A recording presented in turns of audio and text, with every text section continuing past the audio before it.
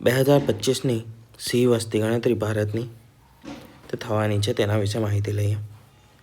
સિંહ જે Asiatic lion છે એ ગુજરાતમાં ગૌરવ સમાન છે. દર 5 વર્ષમાં એકવાર તેની વસ્તી ગણતરી યોજાય છે. આગામી 2025માં સિંહની વસ્તી ગણતરી યોજાશે લાયન સેન્સસ 2025માં. સિંહની વસ્તી ગણતરી 2025ને લઈને અમુક બાબતો છે તે જોઈએ. આગામી વસ્તી ગણતરી એ 10થી લઈને 13 મેની વચ્ચે યોજાશે.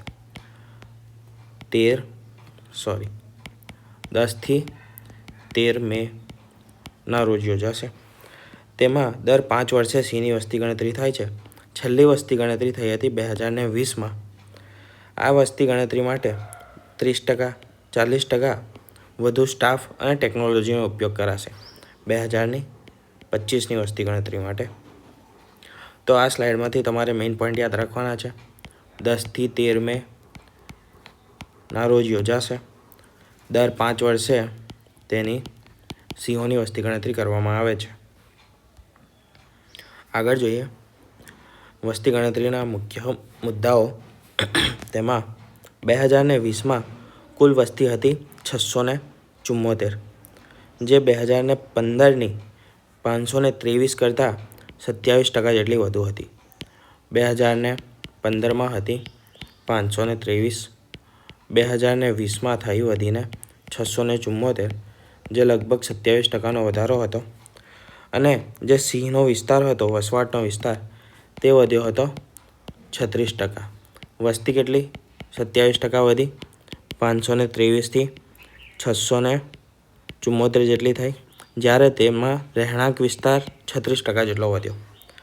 વસ્તી ગણતરીની આ વખતે જે પદ્ધતિ ઉપયોગ કરવામાં આવશે તે છે ડાયરેક્ટ બીટ વેરિફિકેશન.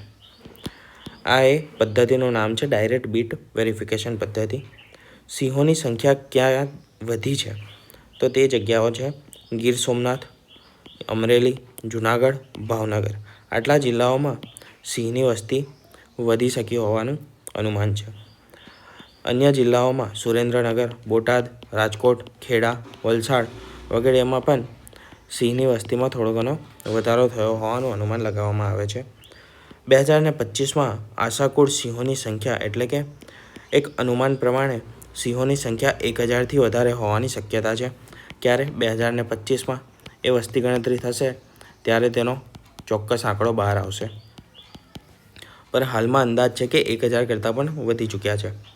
વિસ્તારમાં ગુજરાતના 10 જિલ્લાઓ અને 3 રાજ્યોમાં સિંહો વિસ્તર્યા છે. ગુજરાતના કેટલા તો કે 10 જિલ્લાઓ છે અને ભારતના 3 રાજ્યોમાં સિંહો જોવા મળે છે. 2025ની વસ્તી ગણતરીમાં નવું શું હશે તો સેટેલાઇટ ઇમેજ અને ડ્રોન સર્વે દ્વારા તેની વસ્તી ગણતરી કરાશે. AI અને GPS ટેકનોલોજીથી ટ્રેકિંગ કરાશે તથા કેમેરા ટ્રેપ પદ્ધતિથી વધુ સાચી ગણતરી કરવામાં ઉપયોગી રહેશે. વધુ સ્ટાફ અને તલસ્પર્શી વિશ્લેષણ કરવામાં પણ આપણને મદદ મળશે આ ટેકનોલોજીની મદદથી. આગળ જોઈએ સિંહની ગણતરી માટે અપનાવેલી પદ્ધતિઓ. તો તેના માટે મુખ્ય જે પદ્ધતિઓ અપનાવી હતી તેને આપણે અહીંયા જોઈએ. કમ્પ્લીટ કાઉન્ટ મેથડ એટલે કે દરેક સિંહની અલગ અલગ ઓળખ દ્વારા ગણતરી કરવી. જેટલા પણ સિંહ છે તેની દરેકની અલગ અલગ રીતે ઓળખ કરવાની અને તેની ગણતરી કરવાની. ડાયરેક્ટ સ્લાઇટ મેથડ એટલે કે સીધા જંગલમાં જઈને સિંહોને જોવાની પદ્ધતિ. ડાયરેક્ટ સાઇટ મેથડમાં ડાયરેક્ટ સીધા જંગલમાં જવાનું અને ત્યાંથી સિંહને જોઈને તેમની ગણતરી કરવાની. તેને ડાયરેક્ટ સાઇટ પદ્ધતિ કહેવામાં આવે છે, ડાયરેક્ટ સાઇટ મેથડ. GPS અને GIS ટેકનોલોજી. તમામ સિંહોનું મોનિટરિંગ માટે GPS અને GIS ટેકનોલોજીનો ઉપયોગ કરવામાં આવશે. કેમેરા ટ્રેપિંગ એટલે કે રાત્રિ દરમિયાન સિંહોની હલનચલનને જાણવા માટે કેમેરા ગોઠવવામાં આવશે. તેને કેમેરા ટ્રેપિંગ પદ્ધતિનો યુઝ કર્યો કહેવાશે. તથા પાંચમી મેથડ જે યુઝ કરવામાં આવશે તે છે ડેટા એનાલિસિસ અને મેપિંગ. સમગ્ર જે વિસ્તાર છે તેનો નકશો તૈયાર કરવામાં આવશે અને તેની ગણતરી કરવામાં આવશે. તો કઈ મેથડ જોઈ ગયા? કમ્પ્લીટ કાઉન્ટ મેથડ એટલે કે દરેક સિંહને અલગ અલગ કરીને તેની ગણતરી કરવી. ડાયરેક્ટ સાઇટ મેથડ એટલે કે સીધું જંગલમાં જઈને તેમને જોવા. GPS અને GIS ટેકનોલોજી જેની મદદથી મોનિટરિંગ કરવાનું છે સિંહનું. અને કેમેરા ટ્રેપિંગ એટલે કે રાત્રે સિંહોની હલનચલન પર ધ્યાન રાખવાનું. ડેટા એનાલિસિસ અને મેપિંગ એટલે કે નકશો તૈયાર કરવાનો સમગ્ર વિસ્તારનો. આમાં આ બધી વસ્તુઓમાં આ મેથડોમાં કઈ કઈ વસ્તુઓ ઉપયોગી રહેશે તો સેટેલાઇટ ઇમેજ, ડ્રોન સર્વે, એઆઈ અને જીપીએસ ટેકનોલોજી વગેરે ઉપયોગી રહેશે. ગુજરાતમાં એશિયાટિક લાયન માટે કયા મહત્ત્વના સ્થળો છે તેના પર જોઈએ તો સૌથી મહત્ત્વનું સ્થળ છે ગીર રાષ્ટ્રીય ઉદ્યાન, ગીર નેશનલ પાર્ક, જે સિંહોનો મુખ્ય વસવાટ સ્થાન ગણાય છે.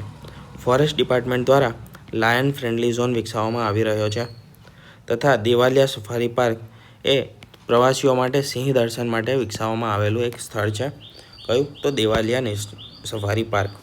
મુખ્ય વિસ્તારોમાં ગીર વન, ગીર સોમનાથ, અમરેલી, જૂનાગઢ, ભાવનગર, સાવરકુંડલા અને તેના અન્ય ભાગો. આટલા જે જિલ્લાઓ છે તેના અન્ય અને આ સિવાયના અન્ય ભાગો આ જિલ્લાઓના સિંહ માટેના મુખ્ય વિસ્તારો છે. નવા વિસ્તારોમાં ભાવનગર, સુરેન્દ્રનગર, બોટાદ, રાજકોટ અને ખેડા આ જગ્યાએ પણ સિંહોનું સ્થાન વધી રહ્યું છે, નવું વિસ્તરણ થઈ રહ્યું છે સિંહોનું. ગુજરાતની બહારમાં રાજસ્થાન અને મધ્યપ્રદેશમાં પણ થોડા સિંહ જોવા મળ્યા છે.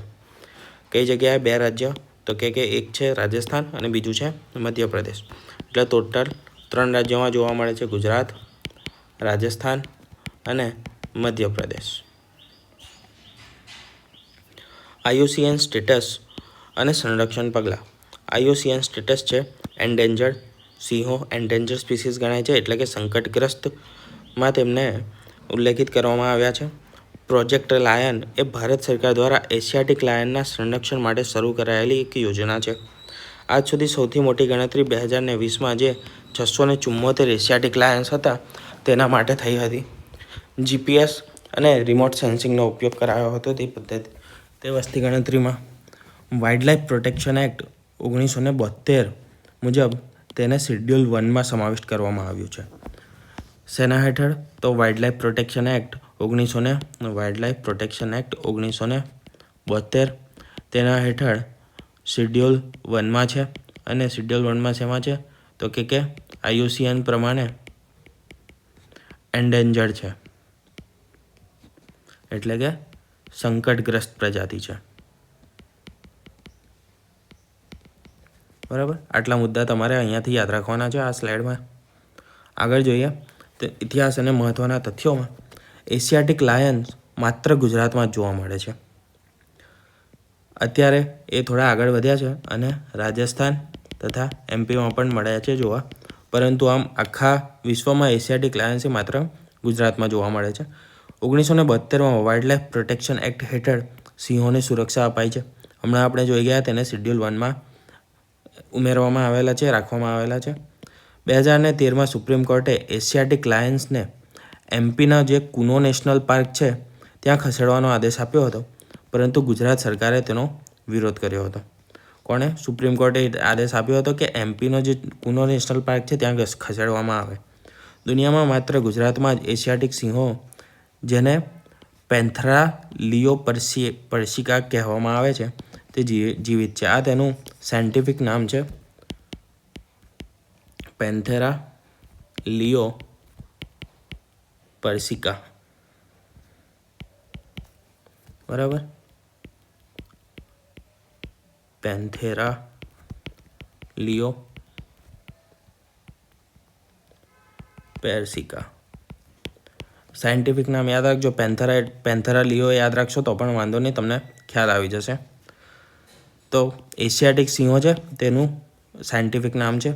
ગુજરાત સરકારે સિંહ બચાવો અભિયાન શરૂ કરેલું છે.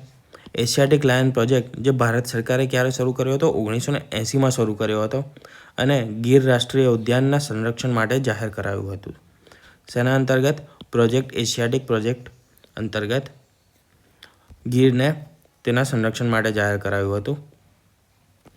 આગળ જોઈએ, ગુજરાતમાં સિંહની વસ્તીમાં જે વધારો થયો છે વર્ષોવર્ષ તે જોઈએ તો 1990માં સૌપ્રથમ 284 જેટલા હતા સિંહ. એ વધીને 2000માં 327 થયા, 2010માં 411, 2015માં 523, જ્યારે 2020માં 674, જે 36% વધારો દર્શાવે છે. હવે આગામી 2025માં 1000 જેટલા થવાની સંભાવના છે. કયા? આજે 674 છે તે 1000થી પણ વધી ગયા હોવાની શક્યતા છે. મહત્ત્વના જીકે પોઈન્ટ જોઈએ સ્ટેટિક પાર્ટમાં, તો ગુજરાતનું જે સિંહનું અભયારણ્ય છે મુખ્ય એ છે ગીર નેશનલ પાર્ક, જે બન્યું હતું 1975માં. વિશ્વમાં માત્ર એશિયાટિક સિંહ ગુજરાતમાં જ જોવા મળે છે. એ આપણે આના પહેલાં પણ આ મુદ્દો જોઈએ આપણે. સિંહ બચાવ માટે કેન્દ્ર સરકાર દ્વારા એશિયાટિક લાયન પ્રોજેક્ટ અમલમાં મુકાયો છે. IUCN એનું પૂરું નામ છે international union for conservation of nature. તેના અનુસાર એશિયાટિક લાયન એન્ડેન્જર સ્પીસીસમાં આવે છે. વધતી વસ્તી અને માનવ વન્યજીવન વચ્ચે સંઘર્ષ એક મોટો પડકાર છે. તેના કારણે વસ્તી ઘટતી રહી છે વન્યજીવોની. ગુજરાતમાં લાયન હેલ્પલાઇન એ કાર્યરત કરવામાં આવી છે, જેનાથી ઝડપથી બચાવ કાર્ય કરવામાં આવે છે. સિંહોને જીવતા રહેવા માટે ગીર જંગલ એ સૌથી મહત્ત્વપૂર્ણ છે. ગીર જંગલ જે છે તે સિંહને જીવતા રહેવા માટે ઘણું મહત્ત્વપૂર્ણ છે. અમુક MCQ જોઈ લઈએ. આપણે જે કરંટ અફેર્સ અને સ્ટેટિક જોઈ ગયા પાર્ટ એના જ પરથી. આગામી સિંહ વસ્તી ગણતરી 2000 અહીંયા ભૂલથી લખાઈ ગયું છે વર્ષ, ક્યારે યોજાશે? તો તે યોજાશે 10થી લઈને 13 મે 2025ના રોજ યોજવામાં આવશે. સિંહ વસ્તી ગણતરી દર 5 વર્ષે થાય છે. છેલ્લી વસ્તી ગણતરી 2020માં થઈ હતી, એના પહેલાં 2015, એના પહેલાં 2010, હવે 2025માં થશે 10થી લઈને 13 મે દરમિયાન. ગુજરાતમાં એશિયાટિક લાયન માટે મુખ્ય એક અભયારણ્ય છે, તે છે ગીર રાષ્ટ્રીય ઉદ્યાન. અને સિંહો માટે અન્ય જાણીતા વિસ્તારમાં અમરેલી, જૂનાગઢ, ભાવનગર, સુરેન્દ્રનગર, બોટાદ, રાજકોટ, ખેડા આ જિલ્લાઓમાં સિંહની વસ્તી જોવા મળે છે. 2020માં સિંહોની કુલ સંખ્યા હતી તો એ હતી 674. એના પહેલાં હતી 523 અને હાલમાં 1000થી પણ વધી ગઈ હોવાની શક્યતા છે. 2020માં 674 જેટલી વસ્તી હતી, જે 2025ની સરખામણીએ 36% વધારો દર્શાવે છે. 2015માં સિંહોની સંખ્યા હતી 523, 2010માં 411 અને 1990માં 284 જેટલી હતી. ગુજરાતમાં એશિયાટિક લાયન માટે જાણીતું રાષ્ટ્રીય ઉદ્યાન કયું છે? તો તે છે ગીર નેશનલ પાર્ક, ગીર રાષ્ટ્રીય ઉદ્યાન. બરાબર. ગીર નેશનલ પાર્ક એ એકમાત્ર રાષ્ટ્રીય ઉદ્યાન છે ભારતનું જ્યાં આગળ સિંહની વસ્તી જોવા મળે છે. આ નેશનલ પાર્કની સ્થાપના થઈ હતી અહીંયા 1965 લગાઈ ગયું છે. આગળ આપણે બીજી જોઈ એ કમેન્ટ કરીને પિન કરી દઈશ જે એકચ્યુઅલ હશે તે. બરાબર. સ્થાપના સમયે 1412 જેટલા ચોરસ કિલોમીટરમાં ફેલાયેલો હતો. તેનું જે ક્ષેત્ર છે તે 1412 ચોરસ કિલોમીટરમાં ફેલાયેલું હતું. તેનું સ્થાન છે જૂનાગઢ જિલ્લાથી 65 કિલોમીટર દક્ષિણ પૂર્વમાં આવેલું છે. શું? Gir national park. ભારતના બહાર એશિયાટિક લાયન્સ ક્યાં જોવા મળે છે? ભારતની બહાર એશિયાટિક લાયન્સ માત્ર ઈરાનમાં જોવા મળે છે. હાલમાં ગુજરાતમાં જ જોવા મળે છે, પણ તેના પહેલાં ઈરાનમાં પણ જોવા મળતા હતા. એટલે કે ઈરાનમાં હાલમાં કોઈ પણ સિંહ નથી. અત્યારે માત્ર ગુજરાતમાં જોવા મળે છે અને બીજા 2 સ્ટેટ્સ જે રાજસ્થાન અને MP છે ત્યાં આગળ વધ્યા હોવાની સંભાવના છે. વિશ્વમાં એશિયાટિક લાયન માત્ર 700થી 1000 જેટલા જ બાકી રહ્યા છે. એશિયાટિક લાયન્સ અને આફ્રિકન લાયન્સ વચ્ચે મુખ્ય તફાવત તો કે એશિયાટિક લાયન્સ એ નાના અને ટૂંકા કદના હોય છે. એ સૌથી મુખ્ય તફાવત છે. તો આ હતી આપણી સિંહની વસ્તી ગણતરીના કરંટ અફેર્સ વિશે માહિતી. આવા મુખ્ય ટોપિક્સ પર કરંટ અફેર્સ લાવવા જોઈએ સ્ટેટિક જીકે સાથે કે નહીં તે કમેન્ટ કરજો.